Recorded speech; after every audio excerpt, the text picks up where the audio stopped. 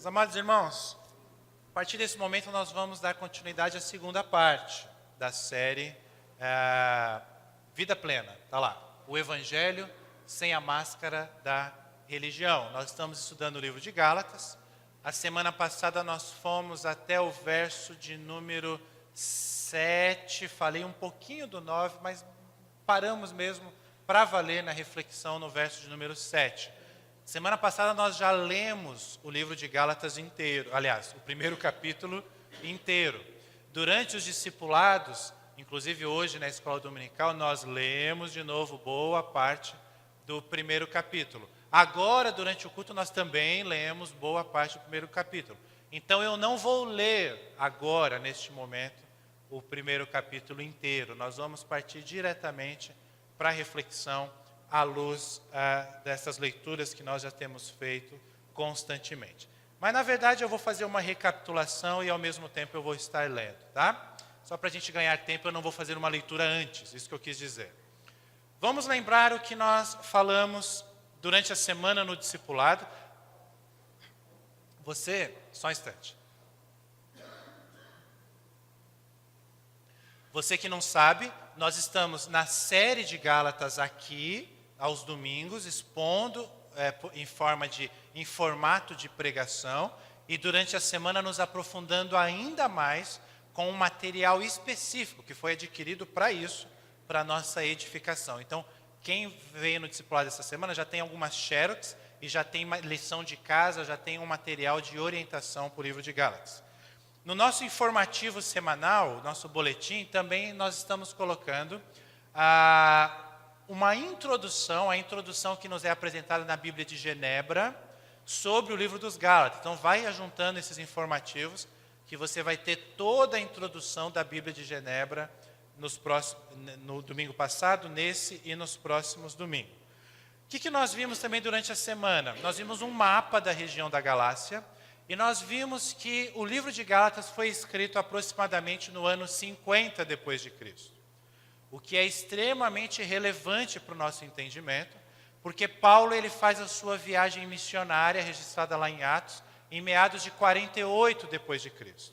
E na sua primeira viagem missionária, aquela que ele leva a Barnabé, Paulo ele passa por uma região do norte da Palestina, região que a gente chama de Ásia Menor, e atinge ali algumas cidades, atinge com o Evangelho, algumas cidades dessa região que nós chamamos de Galácia. Então, como nós vimos domingo passado, Paulo não escreve para uma igreja específica. Paulo escreve para as igrejas do domingo passado. Aproximadamente 2 anos apenas da sua primeira viagem missionária, quando provavelmente ele plantou algumas dessas igrejas às quais ele está escrevendo agora. Perceba, o que nós falamos também domingo passado? O livro de Gálatas é um livro escrito para cristãos. Isso eu falei agora há pouco no discipulado, vou repetir agora. Não esqueça disso ao ler o livro de Gálatas. Paulo não está escrevendo tendo em mente não cristãos. Eu vou escrever isso aqui para que não cristãos saibam disso e conheçam o Evangelho. Não. Paulo está escrevendo como um e-mail particular, ou ele entrou lá no Messenger do Facebook, para você, que é discípulo de Jesus. E aí ele escreve. Ok? E aí ele começa dizendo: eu, Paulo, apóstolo, nomeado não por um grupo de pessoas, nem por alguma autoridade humana, mas pelo próprio Jesus Cristo e por Deus o Pai, que ressuscitou Jesus dos mortos. Eu, Paulo, apóstolo, não vou gastar muito tempo aqui. Se você perdeu a primeira parte, pegue depois. E do discipulado também nós falamos. Apóstolo, aquele que foi enviado com uma missão. Semana passada eu dei um exemplo aqui com bom humor, falando do Dirceu, da Lúcia. Você enviar um recado. Você é enviado com ordens para falar algo. Agora, Paulo não foi nomeado pela igreja. A igreja resolveu nomear Paulo apóstolo. Paulo, quando estava no caminho de Damasco, teve um encontro com o próprio Jesus Cristo ressurreto, Atos 9. E ali, ele é convocado, Jesus e o Pai, que ressuscitou Jesus dos mortos, que está aí, eles convocam, eles chamam Saulo, esse era o nome dele, para se tornar Paulo, apóstolo. Apóstolo com A maiúsculo. Porque nós poderíamos nos chamar de apóstolos? Poderíamos no sentido etimológico da palavra. Apóstolo significa enviado com uma missão, com um recado. Nós somos chamados por Deus e somos enviados ao mundo, à sociedade, também para uma missão. Nesse sentido, nós somos apóstolos. Mas esse termo era usado de forma especial para aqueles 12 que Jesus chamou especialmente. O próprio Jesus chamou, é isso que diferencia. Eles tiveram experiências com o próprio Jesus. Alguém poderia dizer, Paulo não teve. Ele teve com Jesus ressurreto, falando com ele. Ok? Muito bem. E aí ele continua fazendo uma breve oração. A gente falou um pouco sobre oração domingo passado, né? Como que é essa oração de Paulo? Que Deus o Pai, o nosso Senhor Jesus Cristo, lhes dê em graça e paz. Jesus entregou sua vida. Presta atenção que essa frase, graça e paz, que ele já apresenta na introdução, na sua oração, determina tudo o que ele vai falar na carta. A carta fala sobre graça e paz. E a continuação, ali os próximos versos, ele está falando de graça e paz, porque na primeira parte ele fala da graça, quando ele anuncia o Evangelho, olha lá. Cristo lhes dê em graça e paz. Jesus, ó a graça. Qual que é a graça? Jesus entregou sua vida por nossos pecados, a fim de nos resgatar deste mundo mau, conforme Deus, o nosso Pai, havia planejado. A graça de Deus está em Ele ter planejado uma solução para os nossos pecados. A graça do Evangelho não é Jesus. Por que Jesus veio ao mundo? Pastor, para nos dar uma segunda chance. Não! É impossível! Se nós tivéssemos segunda chance, terceira chance, quarta chance, quinta chance, a gente ia pecar. Porque nós fomos afetados pelo pecado dos nossos pais, nós nascemos em pecado. Isso é fácil de perceber na nossa sociedade. Isso é fácil de perceber no nosso coração. A gente pensa em nós o tempo todo. Qual é o grande problema do mundo? O grande problema do mundo é cada indivíduo pensar mais em si próprio do que no outro. E da onde que vem isso? Todo ser humano é assim. Joia, por isso que a gente chama de natureza humana. Agora, essa natureza humana é bonita? Sim, tem muitos aspectos bonitos. Porque nós somos criados à imagem e à semelhança de Deus. Então, nós temos algumas características divinas no nosso ser. Mas essas características foram estragadas. Eu adoro essa palavra. Era bom, foi estragado. E porque algo que está estragado precisa de conserto. Agora, o objeto estragado não se conserta a si próprio. Quem aqui já teve videocassete? Videocassete, né? 2 cabeças, 4 cabeças, 6 cabeças. Os videocassetes viviam na manutenção por causa dessas benditas cabeças. Né? Eles não se consertavam por si próprio. Era necessário uma manutenção. Essa manutenção é o que Deus planejou, que aparece no texto. Quando a gente vê os eventos, por exemplo, do dilúvio com Noé, quando a gente vê alguns movimentos ali ainda em Gênesis, esses movimentos ali para ficar muito claro para nós que nós não conseguimos. É necessário o próprio Deus vir a nós e nos ajudar. Essa é a graça do Evangelho. E como eu disse domingo passado, nós não apenas não conseguimos, mas a gente está numa situação de perigo e a gente não é capaz nem de gritar por socorro. A gente não pediu a ajuda de Deus, porque a gente achava que não precisava da ajuda de Deus. Mas ainda assim, por amor, Ele veio e nos salvou. E aonde está a glória? Quando Paulo fala, onde está a paz, melhor dizendo. Quando Paulo fala, toda a glória a Deus para todos sempre. Por que eu estou afirmando isso? Porque, meus amados irmãos, eu falei agora há pouco aqui, quando nós cantamos a canção, o dia que nós entendermos o que significa a nossa vida ser dedicada para a glória de Deus e não para a nossa própria glória, O dia que nós entendermos isso, será o dia, entendermos e colocarmos em prática. Será o dia que você pode marcar na agenda que você encontrou a paz na sua vida.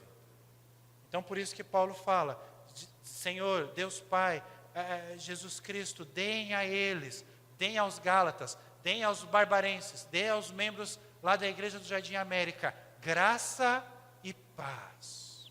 Ok? E aí ele continua. Admiro-me que vocês estejam se afastando tão depressa daquele que os chamou para si por meio da graça de Cristo. Vocês estão seguindo um caminho diferente, que se faz passar pelas boas novas, mas não são boas novas de maneira nenhuma. Nós já refletimos sobre essa parte, tanto no culto quanto nos discipulados. Só para recapitular. Paulo está bravo, pastor? Está.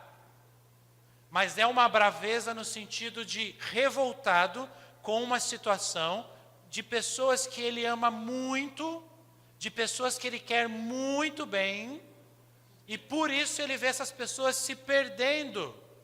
E ele vê algumas pessoas levando essas pessoas para a perdição. Para esse grupo de pessoas ele está ainda mais revoltado, e ele vai amaldiçoar. A gente vai ver na sequência. E quem está seguindo, ele também está revoltado, que fala, não é possível, como que tão depressa, vocês estão se afastando daquele que te chamou por meio da graça. Semana passada eu expliquei um pouquinho o contexto histórico. O contexto histórico aqui era o seguinte, havia alguns mestres que se diziam representantes do Evangelho, eles tinham muito provavelmente ido a Jerusalém, tido aula com os apóstolos, por isso que Paulo vai dizer, eu não fui para lá, a gente vai chegar lá daqui a pouco. Eles tiveram aulas com os apóstolos e eles voltaram. E aí eram judeus. E eles falavam, nós agora entendemos a mensagem do Evangelho. E a mensagem do Evangelho é o seguinte, a graça de Deus, mais, sinal de mais assim, mais o nosso esforço para ter uma vida que agrade a Deus. Paulo fica revoltado com esses homens. Mas a revolta dele é tão grande, ao ponto dele, na autoridade divina que Deus deu para ele, amaldiçoar estes homens. Porque essas pessoas estavam seguindo um caminho que parecia o Evangelho, mas não era o Evangelho. Boas novas, que aparece aí. Aliás, eu estou usando a nova versão transformadora nessa série, tá? A versão bíblica. E aí ele termina onde nós paramos a semana passada. Vocês estão sendo perturbados, essa palavra é importante para a gente entender. Perturbados por aqueles, ele está apontando para um grupo de pessoas, que distorcem deliberadamente. Eles têm um propósito em distorcer as boas novas ou o Evangelho de Cristo Jesus. Rapidinho, uma palhinha só do que eu falei sobre isso semana passada, só para vocês relembrarem. Quando a gente lê um texto como esse, a gente já pensa logo nos falsos apóstolos, nos falsos profetas da televisão, do rádio. Eu, por exemplo, hoje na minha vida, quando eu ligo o rádio e eu começo a passar lá pelos canais, todas as emissoras chamadas gospel que passam, todas, ouvir 5 minutos e você já achar um evangelho falso. Ou por meio de uma canção, ou por meio de uma palavra, ou por meio de uma oração. Todas, claro, né, eu estou usando uma figura de linguagem, não estou dizendo que não exista algumas séries, mas a grande maioria. Aí a gente pensa nesses homens, a gente pensa naqueles que têm ganância, poder, dinheiro, que engana as pessoas. A gente vê isso muito claramente quando o Espírito Santo nos dá essa iluminação. A gente compreende o Evangelho. Sabe aquela história da nota falsa? Como que você identifica que uma nota é falsa? Você só vai identificar que uma nota de dinheiro é falsa se você conhecer muito bem a verdadeira. Se você não conhecer muito bem a nota verdadeira, você vai olhar a falsa e vai falar, é dinheiro. O Espírito Santo nos dá a capacidade de discernir. E o apóstolo Paulo está tocando nesse assunto. Agora, gente, não se apegue a essas igrejas, esses malucos que se dizem apóstolos, que se dizem bispos e que querem enganar as pessoas quando vocês lerem Gálatas. Paulo está escrevendo para uma igreja que ele plantou, uma igreja que tinha o evangelho autêntico, o evangelho da graça de Jesus. Paulo está escrevendo para discípulos de Jesus. Paulo está falando comigo e com você. O que isso significa? Que todos nós, sem exceção, seja você pastor ou não, estamos sujeitos a nos desviarmos da autêntica mensagem do Evangelho, de esquecermos a graça de Jesus Cristo no Evangelho, ou até não esquecemos da graça, mas queremos incluir mais alguma coisa. Atenção, é para você o livro de Gálatas e para mim. Ok? E aí Paulo diz assim, Paulo é light, ele diz assim, que seja amaldiçoado qualquer um. Aí você fala, nossa, pegou pesado, mas presta atenção do que ele diz na sequência depois da vírgula. Que seja amaldiçoado qualquer um. O que está escrito lá? Podem ler em voz alta. Incluindo nós, ele está incluindo ele mesmo? Claro, né? Terceira pessoa do plural, inclui a pessoa que está falando. Incluindo nós, ou mesmo quem? Um anjo do céu. E aí ele vai explicar, que seja amaldiçoado, qualquer um, ou até um anjo que vier do céu, que anunciar boas novas, ou o evangelho, diferente das que nós lhe anunciamos. Repito, o apóstolo Paulo, não sou eu. Repito o que disse antes, se alguém anunciar um evangelho diferente do que vocês receberam, que esta pessoa seja amaldiçoada. No discipulado eu falei um pouquinho sobre esse negócio de amaldiçoar as pessoas, tudo tal. Se você perdeu, depois você pergunta para mim ou para quem participou do discipulado, tá?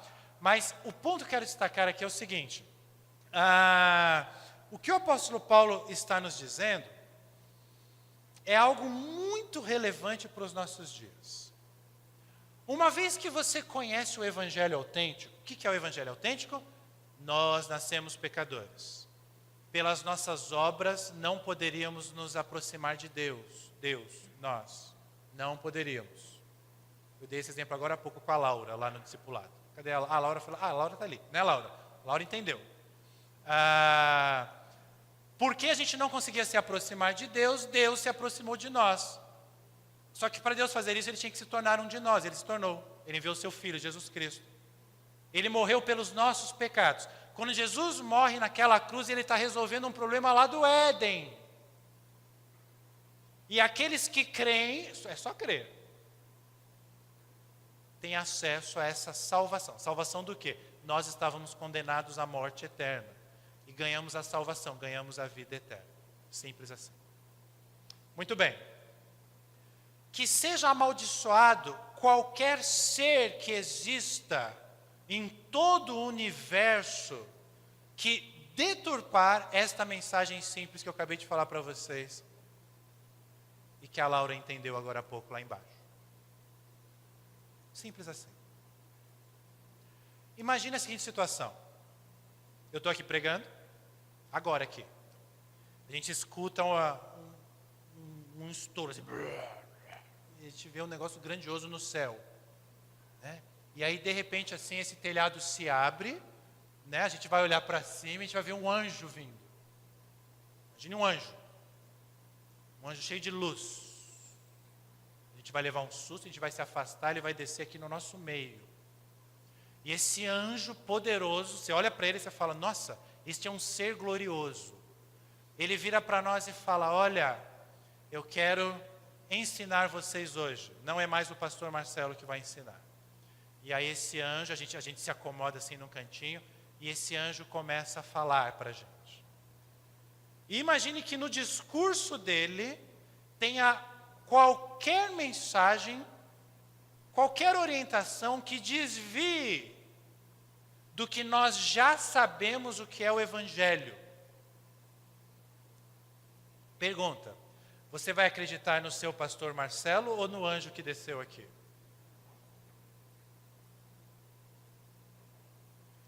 O ponto não é o pastor Marcelo. O ponto é, o que Paulo está dizendo é que mesmo que um anjo desça do céu, se ele vier com uma mensagem que deturpe o evangelho que vocês já conhecem, que ele seja amaldiçoado. Agora, já aconteceu de anjos do céu serem amaldiçoados? Já. Paulo sabe do que está falando. Não se esqueça que esse Paulo é o Paulo que subiu ao terceiro céu. contemplou coisas que nós não contemplamos. Mas não precisava ter subido ao terceiro céu. Entendendo o Evangelho, você já sabe disso. Meus amados irmãos, quando você olha Atos 17, um pouquinho antes de Paulo entrar em Atenas, Paulo está em Bereia. E o texto bíblico, lá no verso 10, mais ou menos, de Atos 17, diz assim: enquanto Paulo e Silas pregavam lá em Bereia, os bereanos, eles estavam com a palavra de Deus aberta, não no Kindle assim, né? Mas estavam lá com os rolos dele abertos lá, e estavam conferindo se o que o Paulo estava falando fazia sentido. Ai de Paulo se não fizesse sentido. Por isso que às vezes a gente tem dificuldade em entender porque homens extremamente usados por Deus nas nossas vidas, pastores, missionários, evangelistas, de repente se envolvem em escândalo, de repente se desviam da igreja, e a gente fica assim de queixo caído e fala, mas isso não faz sentido, porque foi este homem. E tem um especial que eu estou pensando enquanto estou falando, que andava muito no nosso meio presbiteriano, década de 80, década de 90, e era o grande representante evangélico da nossa nação. Se você conversar com 50% dos pastores que têm 50, 60, 70 anos hoje, eles vão falar que se tornaram pastores por ver a pregação deste homem. Só que este homem, quando pega o microfone para falar hoje, ele continua falando bonito, ele continua sendo inteligente, ele continua sendo um orador nato. Chama a atenção das pessoas, só tem um problema. Você pode ouvir ele por 1 hora e você não consegue ouvir ou identificar o Evangelho. Não estou falando de talvez seja assim, não. Eu escuto esses homens. E recentemente eu ouvi um desses, falei, não, deixa eu ver qual o momento que ele está. E eu ouvi uma transmissão ao vivo por 1 hora. E em 1 hora ele foi capaz de falar coisas maravilhosas para as nossas vidas. Só não falou de Jesus, só não falou da cruz, só não falou da graça do Evangelho. Este que Paulo está dizendo, quando Paulo fala, até nós mesmos, se o apóstolo Paulo tivesse se desviado do Evangelho, não aconteceu. Se ele tivesse se desviado do Evangelho, ele não teria morrido do jeito que ele morreu. Que era só ele negar. Não teria sido preso. Mas se ele tivesse desviado, ainda assim a mensagem que ele anunciou do Evangelho é o que importa para as nossas vidas. Eu quero que você entenda que esses homens, essas mulheres que marcaram a nossa história, claro, a gente tem um carinho por eles, pela pessoa, mas acima de tudo, Deus usou como instrumento naquele momento para anunciar o Evangelho para o nosso coração. E se a pessoa se perder, eu vou me perder junto, porque foi ela que me anunciou o Evangelho? Claro que não. Eu não sou discípulo, eu não sou cristão, vou usar outro termo. Eu não sou cristão porque eu vejo o exemplo de bons cristãos e eu imito bons cristãos. Embora isso seja muito bom, darmos bom exemplo, termos bom exemplo. Eu sou cristão porque eu entendi a mensagem do Evangelho. E se todos vocês aqui se perderem, eu vou continuar cristão, espero em Deus, e não seguir vocês, não porque na verdade o exemplo é o contrário que eu queria dizer, né? Eu vou reformular minha frase para vocês entenderem melhor, né? Vamos supor que só você, vou tirar o exemplo de mim porque eu sou pastor, fica mais difícil de vocês talvez exemplificarem. Alê, vamos supor que todo mundo, incluindo eu que sou pastor, se perca. Alê conhece o Evangelho, todos vocês, todos nós aqui a gente se perde. Esse Evangelho não quer saber coisa nenhuma, não quer saber de Evangelho, não, vou curtir a vida. Essa é a visão que as pessoas têm, que curtem a vida sem o Evangelho, na verdade é o contrário. Bom, a Lê vai tomar uma decisão. Ela vai falar, bom, eu compreendi o Evangelho na minha vida. Todos ao meu redor estão se perdendo. Qual decisão eu vou tomar? De continuar firme no Evangelho, compreendendo o Evangelho? ou eu vou seguir a maioria? Por que eu estou falando assim? Alguns ex-cristãos começam a seguir homens. E quando esses homens se perdem, esses cristãos se perdem também. O cristianismo não é ratificado principalmente pelo nosso testemunho. O nosso testemunho é muito importante, mas o cristianismo é ratificado pela obra do Espírito Santo na nossa mente, no nosso coração, compreendendo o que Cristo fez por nós. Entenderam isso? Muito bem. Eu tinha parado em que versículo? Acho que eu avancei uma página aqui sem querer. Já achei. Seja amaldiçoado. Claro que esse repito, toda vez que um escritor, no Antigo e no Novo Testamento, e até nos dias atuais, um orador, ele quer dar ênfase em algo, ele está falando algo muito importante, ele faz assim, olha, vou repetir, hein, para você não esquecer. É isso que Paulo está fazendo. Isso é muito importante. Agora olha o verso 10, gente. Acaso estou tentando conquistar a aprovação das pessoas?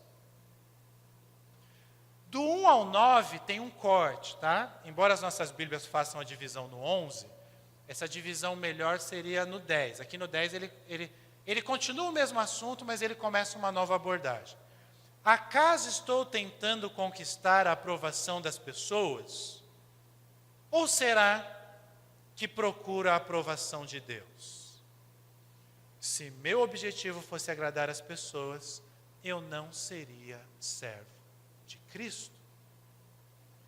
Meus amados irmãos, alguém que é apóstolo, e aí eu estou falando tanto de Paulo, que era apóstolo com A maiúsculo, quanto nós que somos enviados por Deus com uma missão. Nós não somos enviados para anunciar para as pessoas as nossas ideias, os nossos pensamentos a respeito da vida. Vocês me vêm aqui dando exemplos pessoais, às vezes, buscando enriquecer com ilustrações, mas nós temos um esboço. Qual é o esboço do que nós estamos falando? A própria palavra. Está lá, ou está na sua mão aí. Nada do que nós anunciamos ou fazemos é para agradar pessoas. Eu costumo dizer o seguinte, vocês já ouviram eu falando isso. Se a gente quisesse agradar pessoas, nós conseguiríamos. Nossa, pastor, Jardim América tem 30 anos, né? Todo domingo tem um monte de banco vazio. O senhor não pode fazer alguma coisa? Posso, eu consigo. Eu, Marcelo, consigo deixar esses bancos lotados aqui, num trabalho assim de 6 meses. No Natal a gente poderia estar tendo que ter um espaço novo aqui. É só eu deturpar um pouquinho o Evangelho.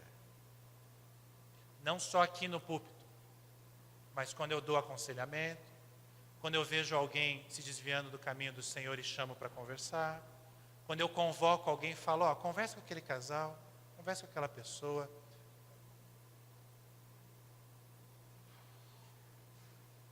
Quem é chamado por Deus não tem esse foco.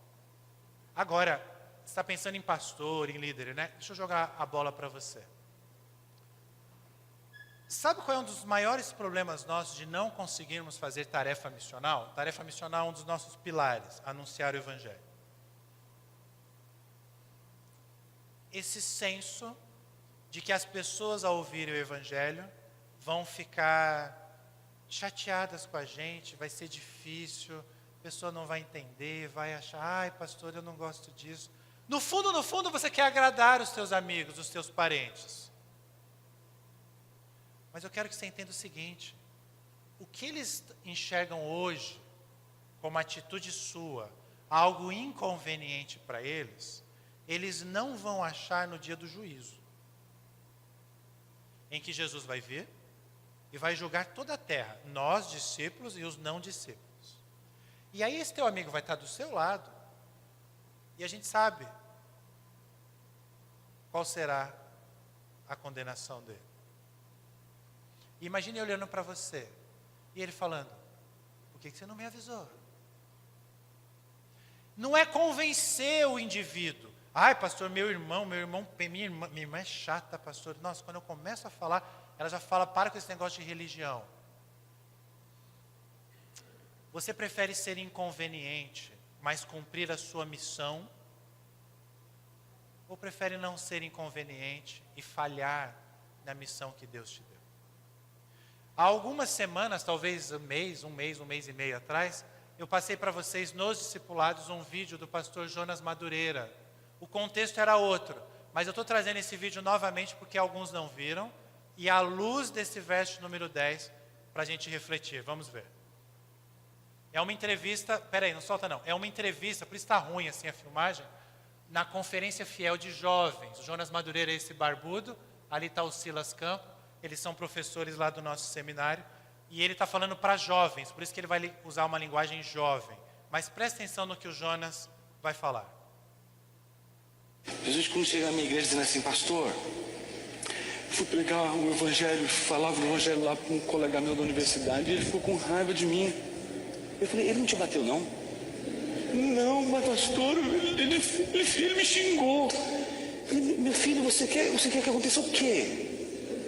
Se você pregar o evangelho, não tem jeito.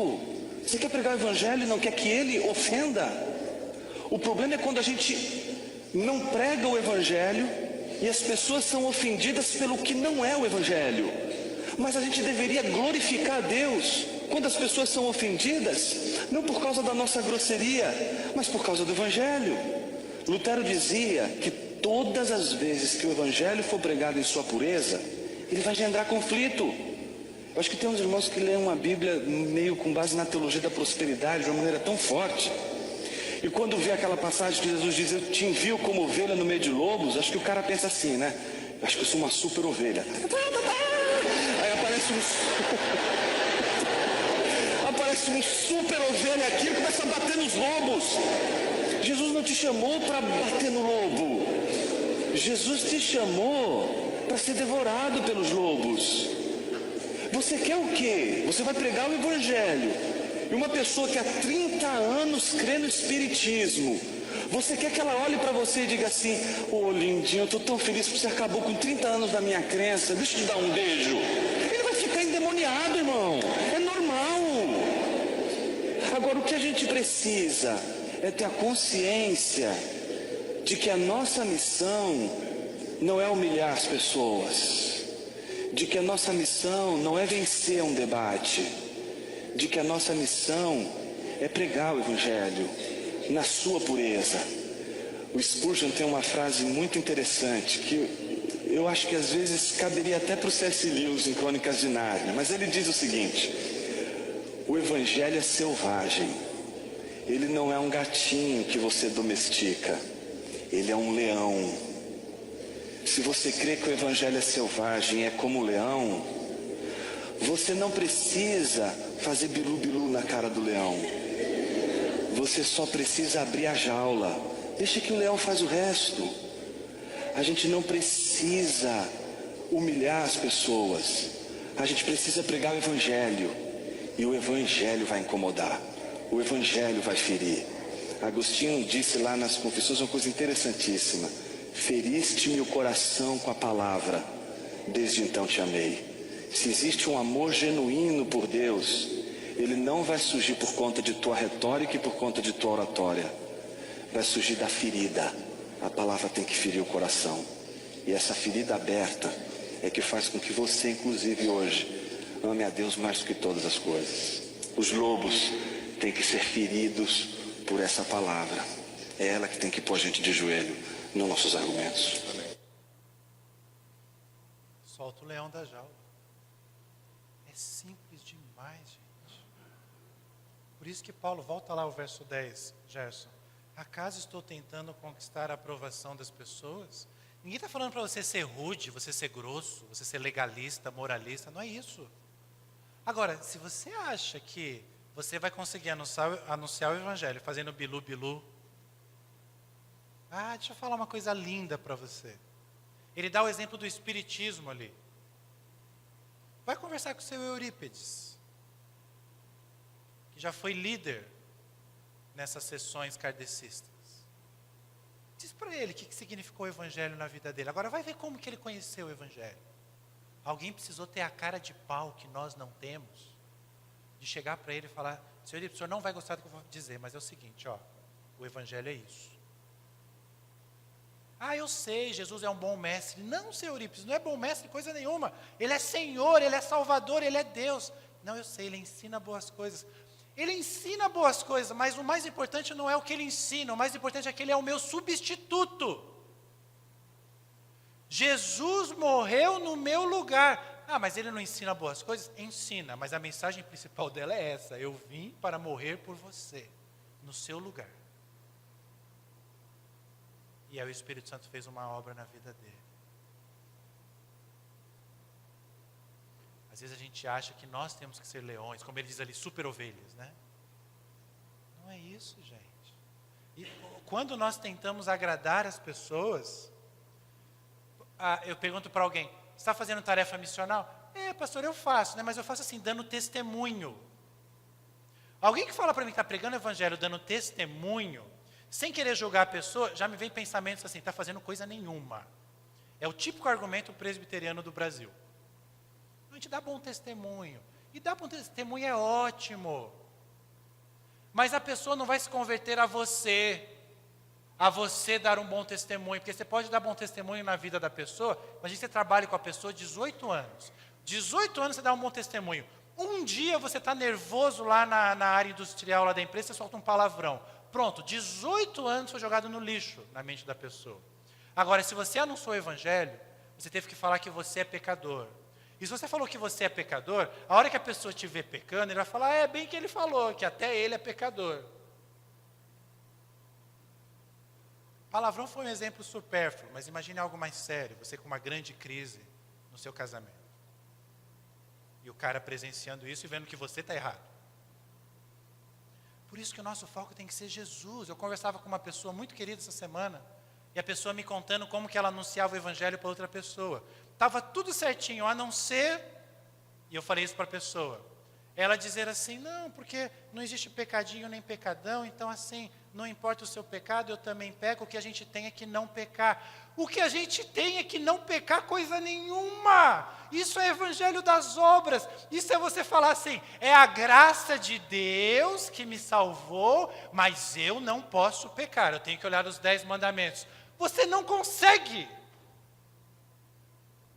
E porque você não consegue, você vive perturbado, você vive frustrado. Venderam este evangelho. A nossa nação brasileira, isso é muito comum, por isso que eu não culpo as pessoas que falam isso.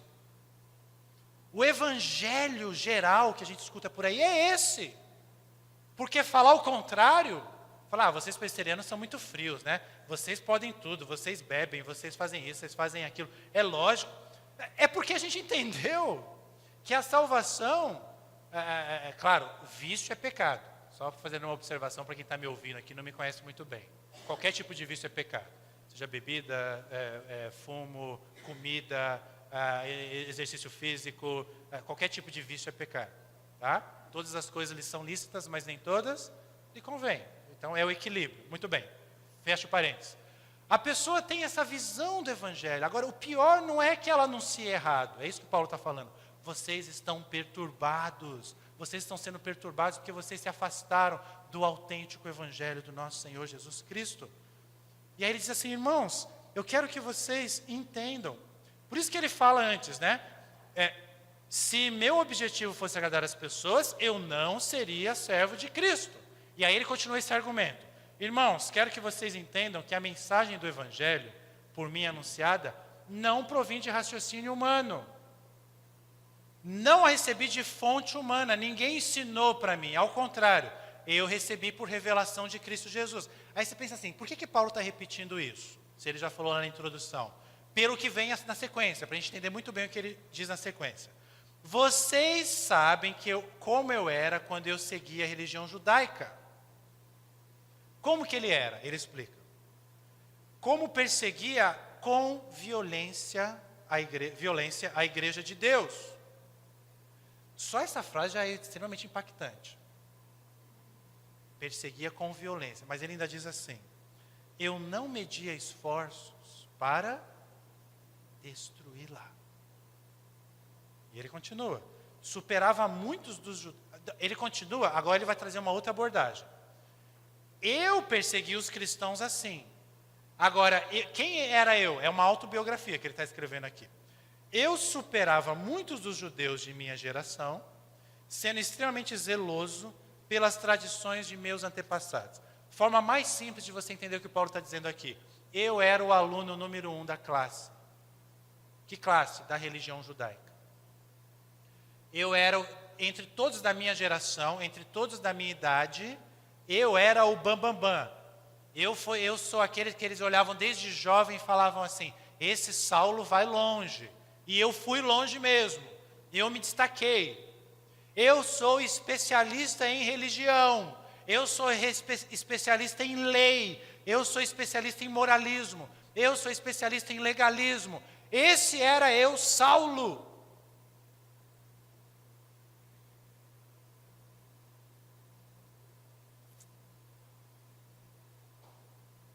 Contudo, e esse contudo só existe porque Deus fez algo na vida dele. Contudo, ainda antes de eu nascer, Deus me escolheu e me chamou, olha o tema principal aí, por sua graça. Entenda o seguinte, gente. Eu e você somos exemplos do que é o Evangelho da Graça. Pensa na sua vida nos últimos 7 dias. Pensa tudo que você fez nos últimos 7 dias na sua vida. Vamos supor que sua vida tivesse começado 7 dias atrás e Jesus estivesse diante de você hoje. Eu pergunto para você, pelo que você fez e praticou, não só exteriormente o que as pessoas sabem, mas o que só você e Deus sabem, você se acharia justo para ir para o céu?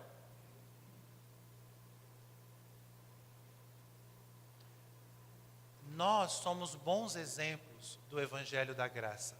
Paulo é um exemplo quase perfeito. Paulo não tinha piedade, irmãos. Paulo estava presente quando estavam apedrejando Estevão enquanto ele pregava. É como se eu estivesse pregando o Evangelho como eu estou agora, e levantassem alguns religiosos e começassem a me apedrejar até a morte. E vocês assistindo isso tudo e falando, yes, é isso aí mesmo.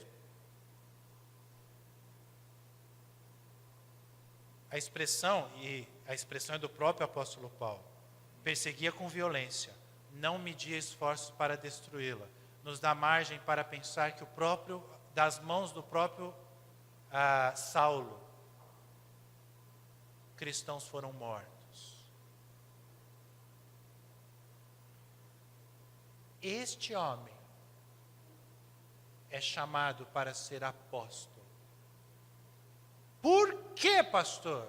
Por que Deus fez isso? Para que hoje eu e você possamos entender com um exemplo assim gritante do apóstolo Paulo, que o Evangelho é somente pela graça. Para que hoje eu e você possamos ter em mente, guarde isso que eu vou dizer com as minhas palavras, tem autores que escrevem isso de forma mais bonita.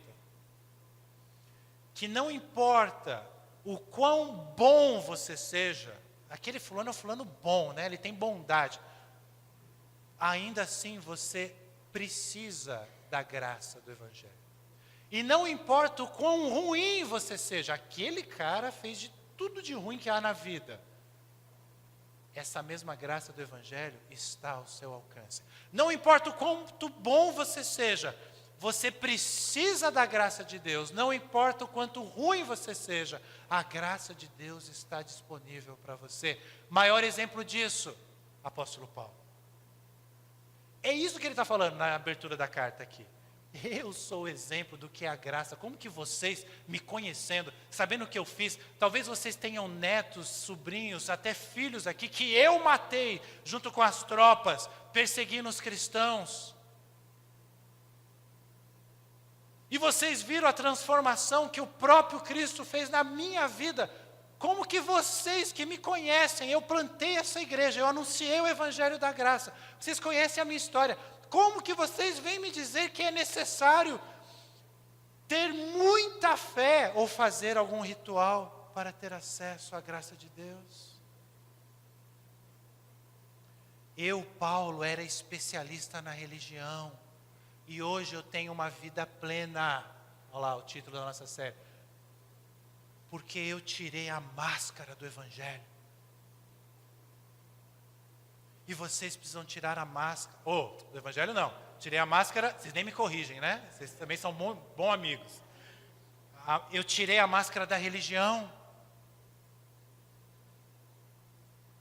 Vocês precisam tirar também essa máscara. Olha a minha vida, olha quem eu era. Ainda antes de eu nascer, Deus me escolheu. Eu não sei porque que Ele me escolheu. O apóstolo Paulo não sabe. Eu não sei, você também não sabe. Uma coisa eu sei, o apóstolo Paulo também sabe. Não foi por causa dos nossos méritos. E o que é esse chamado de Deus? Fiquem preocupados com o tempo, não. A próxima parte aí é só ele reforçando essa mesma ideia que nós já apresentamos. Foi do agrado dele revelar o seu Filho a mim, para que eu anunciasse aos gentios. Então, olha só, Paulo está explicando. Deus me escolheu e me chamou por sua graça. Alguém poderia perguntar, o que significa Deus nos escolher e nos chamar para sua graça? Paulo explica, foi do agrado dele, eu não sei o motivo, ele se agradou, ele me amou, revelar o seu Filho a mim. Então, meus amados irmãos, o que é ser chamado, ser escolhido por Deus? É Deus nos revelar a obra de Cristo nas nossas vidas. Agora, é só isso que Deus faz? Não. Ele nos chama pela graça e Ele nos convoca, Ele nos envia apóstolos. No caso de Paulo, para que anunciasse aos gentios. No meu caso, para que eu anunciasse para vocês e para outras pessoas que eu anuncio o Evangelho fora da nossa comunidade. E no seu caso? Deus te chamou para contar essa história para que grupo de pessoas, em que local, em que contexto? Uma coisa interessante, às vezes a gente tem dificuldade com isso, Paulo nos dá uma dica aqui do que aconteceu na vida dele. Quando ele fala, quando isso aconteceu, eu não consultei ser humano algum, tampouco subi a Jerusalém para pedir o conselho daqueles que eram apóstolos antes de mim. Pedro, Tiago, João, todos estavam lá, né, vivos ainda. Em vez disso, eu fui à Arábia, né? A Arábia está ao sul ali da região da Palestina. E depois voltei à cidade de Damasco, né? Então, passados 3 anos, fui a Jerusalém para conhecer Pedro. Espera aí, antes de entrarmos nisso. A nossa experiência cristã passa por momentos de solitude. A transformação, a mudança de vida, como nós cantamos, Jesus Cristo mudou o meu viver, na vida do apóstolo Paulo foi tão grande. Ele era o oposto, ele matava cristãos. Tá? Só uma observação, irmãos, nós não temos relato bíblico que o apóstolo Paulo matava. Eu estou fazendo essas afirmações baseado nas palavras fortes que ele usa. Tá? Ele perseguia de forma violenta os cristãos. Bom, o fato é que a mudança foi tão radical que Paulo precisou parar a sua vida, se deslocar para outra região, uma região que talvez ele não fosse muito conhecido, como perseguidor da igreja, e buscar intimidade com Deus. Qual a aplicação prática para as nossas vidas dessa verdade hoje? É a seguinte: conhecer Deus, conhecer o Evangelho não significa você fazer um seminário, você ficar estudando. Você precisa de intimidade. Deus nos chama para relacionamento. O apóstolo Paulo se separa, buscando intimidade com Deus, solitude, momentos a sós com Deus. Agora, a experiência cristã não é só de solitude. A igreja é um organismo vivo, nós somos membros desse organismo. Por isso, depois de 3 anos, Paulo foi para Jerusalém e conheceu o apóstolo Pedro. Permaneceu, caminhou com Pedro durante 15 dias. Ele viu o único outro apóstolo que ele viu depois foi Tiago, irmão do Senhor. E Paulo ratifica, olha, o que eu estou falando para vocês não é mentira. Aqui Paulo tem a intenção de explicar para eles que o chamado divino de Jesus pessoalmente com ele foi ratificado pelos apóstolos. Mas Paulo faz questão também de enfatizar isso como aplicação para as nossas vidas. Eu tenho momentos a sós com Deus, eu tenho momentos junto com os irmãos. Nós fazemos a missão juntos. E aí termina esse primeiro capítulo dizendo: depois disso eu fui às províncias da Síria e da Cilícia. As igrejas em Cristo que estão na Judéia, aquela região da Palestina ali, ainda não me conheciam pessoalmente, mas conheciam a minha história, olha lá. Sabiam apenas o que as pessoas diziam. Aquele que nos perseguia, agora anuncia a mesma fé que antes tentava destruir. E, leiam junto comigo, e louvavam a Deus por minha causa. Por isso, meus amados irmãos, eu tenho esperança que o maior opositor do cristianismo que há sobre a face da terra, um ateu, alguém grande da mídia, eu tenho esperança de que esse homem pode conhecer o Evangelho. Eu não sei se vocês têm acompanhado o que Deus tem feito na vida de Justin Bieber. E eu não sei se ao mesmo tempo vocês têm acompanhado como ele sumiu da mídia. Porque a mídia não quer ver um adolescente, agora já jovem, um mega star, popstar mundial, como Justin Bieber, como, ele conheceu Jesus e está tendo posturas diferentes na sua vida. Não vamos mostrar isso não. Sumiu da mídia. C.S. Lewis foi um dos mais poderosos ateus, até que se converteu. Poderosos que eu falo porque ele era muito inteligente, né? Poderoso. Até que se conheceu o Evangelho. Pega esses grandes nomes de homens que hoje vão para a mídia, vão para os livros, vão para a televisão e nos menosprezam, e pensem no que Deus fez na vida de Paulo. Eu já dei um exemplo próximo nosso, o seu Eurípides, irmão nosso, da nossa comunidade. Meus amados irmãos, a graça nos constrange. Nós só compreendemos o amor de Deus de forma plena quando nós estamos diante dessa mesa, porque eu quero imediatamente passar para este momento da nossa reflexão. Quando nós olhamos para este cálice, quando nós olhamos para este pão, está ótimo aí. O que tem que vir à nossa mente é exatamente essa graça que Paulo está falando em Gálatas 1. Graça essa que já tinha sido anunciada pelos profetas antes. Eu quero te convidar a ler o texto para a celebração da nossa ceia, enquanto os músicos se posicionam. É o texto de Isaías 53. Vamos ler? Vocês leem o que está em branco. Vai, pode começar.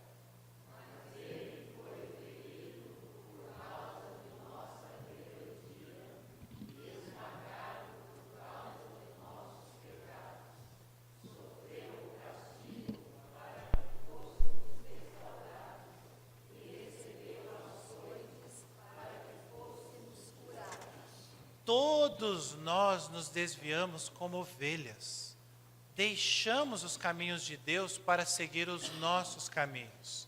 E, no entanto, o Senhor fez cair sobre ele, está apontando para Jesus, os pecados de todos nós. Ele foi oprimido e humilhado, mas não disse uma só palavra.